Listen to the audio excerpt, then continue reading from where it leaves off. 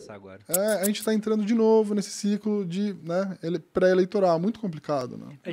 A gente conseguiu uma medida impopular no começo, que foi a reforma da Previdência. Uhum. E a expectativa era de uma economia, a mais otimista, de 1 trilhão em 10 anos e praticamente gastamos tudo. Tudo. Por conta do auxílio emergencial. E como é que fizeram para gastar isso sem estourar o teto? Eles colocaram aquilo como uma coisa emergencial, né? Era a PEC da... Fizeram como é a que PEC da... Como é que chamava a PEC? É uma PEC aí, PEC de gente. guerra. Uma das. É, PEC de guerra. E aí, ficou suspenso o teto de gastos. Em compensação, tinha várias coisas que você não poderia fazer. Por exemplo, você não poderia aumentar salário de funcionalismo público. E isso é engraçado, né? Que você vê o Guedes falar, ele fala assim, nossa, nós tivemos uma economia maravilhosa, né? Fiscal. Nosso fiscal tá muito melhor do que o governo imaginava. Claro, você deixou as receitas correrem solta com a inflação e você falou assim, olha, por conta da PEC de guerra, você não pode reajustar as despesas.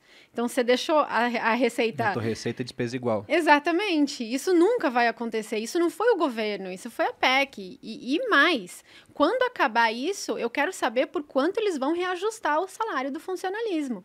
Eu quero saber se eles vão pensar só na inflação de um ano para o outro ou se eles vão pensar no acumulado de todo o período.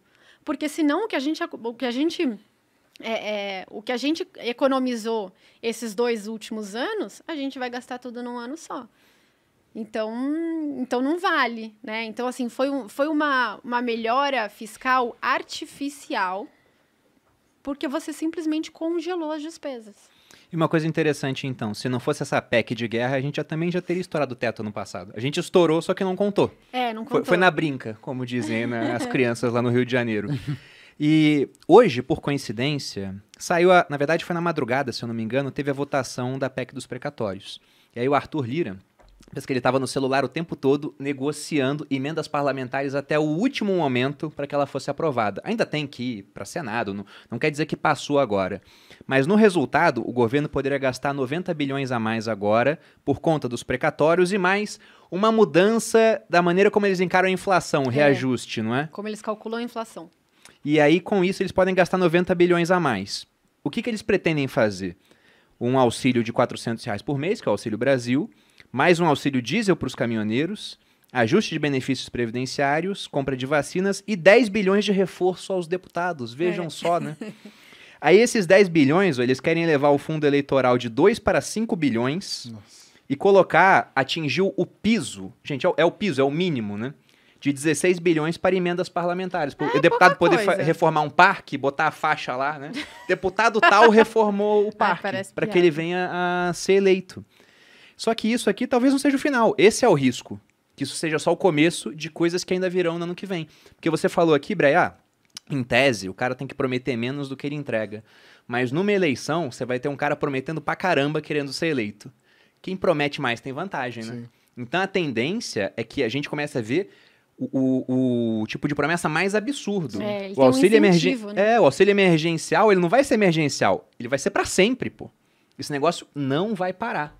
Mas isso já tá meio óbvio. E o ponto é que quando isso acontece, a gente vê os ajustes vindo em outras áreas. Se a gente for pegar por que o Plano Real deu certo, tinha aquele tripé macroeconômico, né? O pessoal falou, vamos ter aqui responsabilidade fiscal, que é o quê? É gastar menos do que você arrecada. Além disso, metas de inflação e deixa o câmbio flutuante. A hora que você está sendo irresponsável e estourou a meta, a gente fez que nem a Dilma, a gente tá na meta de inflação que seria no máximo de 5%, a gente dobrou a meta. Dobrou uma meta. Estamos aqui, ó. Nós temos 10. Não, Deus e aí o câmbio vai lá para cima. E a gente vê efeito na inflação. Você pode explicar um pouco dessa dinâmica pra gente? Com certeza. O que a gente teve, basicamente, é que a gente teve choques inflacionários, né? O primeiro momento da pandemia foi claramente deflacionário. Então, fechou-se a economia brasileira e do mundo todo. Você teve uma queda brutal de demanda e isso jogou a inflação para baixo. Inclusive, a gente teve deflação em alguns meses, né? E aí, o Banco Central foi lá e jogou o juro muito para baixo. O segundo momento da pandemia foi inflacionário. porque você teve a cadeia produtiva se desarranjou, né? Então, faltava peça, faltava barcos, faltava frete, faltava, enfim, começou a faltar energia também. A gente teve diversos problemas na cadeia produtiva, então você teve um choque inflacionário. Quem fez reforma na pandemia sentiu Sentiu. isso, né? Quanto tempo... A Isso que eu ia gente falar. não fez. Não, é porque. Nem foi reforma, foi só móvel que a Só gente comprou. móvel. Tem móvel que não chegou ainda. A cara dela foi melhor. Tipo, Ela fez assim, ó. não, porque tem umas amigas minhas construindo que estão sofrendo, Não, nem porque me fala. aprovaram um orçamento X e agora tá 2X. É Agora. E se conseguiu o material, né? Se Não. conseguir o material. Esse é A o gente ponto. comprou uma casa pronta, então Foi a Eu melhor mandava coisa, bem. a melhor coisa que a gente fez, porque... foi agora, né? Mas a gente comprou para não ter trabalho com reforma. E na cabeça das pessoas, né? Pô, se você comprar a casa ainda, fizer a obra, você vai economizar no final. Essa nossa amiga que comprou a casa, a casa dela vai ficar mais cara do que a nossa no final, sendo que fez obra durante todo o período, Sendo que porque não tá pronta. teve preço Entendeu? de item que subiu 200%, pô. Exatamente. E na inflação, Mármore, a essas Marília, coisas. atrapalhei a Marília, mas assim, na inflação tem um componente grande de Construção civil. construção civil. No IPCA, que todo mundo olha aí, né? Mas é mais No no IPA IGP, também, IGPM, INCC. né? IGPM teve muito impacto de minério de ferro. O GPM bateu mais de cimento. 30%. Pois é. né? Então, E alugar é resultado pro GPM. Pois é. Mas as pessoas que tentaram reajustar aluguel pelo IGPM também não conseguiram, né? Não Porque dá. não tinha gente Não pra dá. pagar. Né? Exatamente. O pessoal falou assim, ó, escuta, ou eu saio ou você me dá um reajuste factível, até você me dá zero, né? Porque e agora dá. que a Marília tem falado, a Marília vai explicar melhor do que eu, a gente tem visto que agora tem surpreendido para cima. Então, né, os últimos... então, o que aconteceu? Continuando Aí você a teve esses lógica. choques, né? Então, teve primeiro choque de alimentos, também desarranjo do setor e aumento de preço de commodities lá fora, combustíveis, né? Energia, botijão de gás e, no final, nossa querida crise hídrica. Né, que tivemos uma forte crise hídrica e que aí, digamos, não tem nada a ver, foi chuvas, a gente Mas já teve veio só vários pra dar uma outros... piorada, né? Exatamente. Então, assim, Como é que é? Quando a esmola é pouco... Não, desgraça pouco é bobagem. né? exatamente, pouco parece que bobagem. acontece tudo na mesma hora, né? E aí, teoricamente, isso é o que a gente chama de choques inflacionários. Teoricamente, o Banco Central não tem que reagir a choques. A política monetária, a alta da Selic, ela nem impacta em choques inflacionários. Se você aumenta a Selic, o preço da energia elétrica não vai cair, porque depende da chuva. Né? Não vai mudar a bandeira tarifária porque você aumentou a Selic.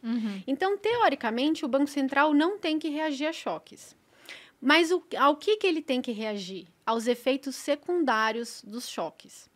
Então, o que é muito importante se você tem uma economia crível? É que você não torne os efeitos primários de um choque num efeito secundário. E para isso é importantíssimo o quê? A confiança. Então, os agentes têm que imaginar que aquele aumento que teve não vai se propagar para o resto da economia. Mas isso foi intensamente piorado no Brasil com a piora fiscal e o aumento do câmbio. Porque daí não dá mais para a gente achar que é temporário, né? Aí o câmbio aumenta, você vai imaginar que alimentos e energia vai ficar ainda mais caro lá na frente, você vai repassando Uma bola de neve. uma bola de neve, aí o Banco Central perde credibilidade, ao invés dele dar um choque de juro, ele fica um pouco mais na defensiva e vai devagar pensando na atividade de 2022, né? E aí você começa o efeito bola de neve nas expectativas. Quando você olha hoje o Focus, você vê o mercado esperando uma inflação para 2022 de 4,5%, sendo que a meta é 3,5%. Acho que está 4,40% no Focus. Então, assim, o mercado já falou assim, esse Banco Central não vai conseguir cumprir a meta de 2022. Então, olha o quanto a propagação desses choques foi muito além por conta de piora na expectativa.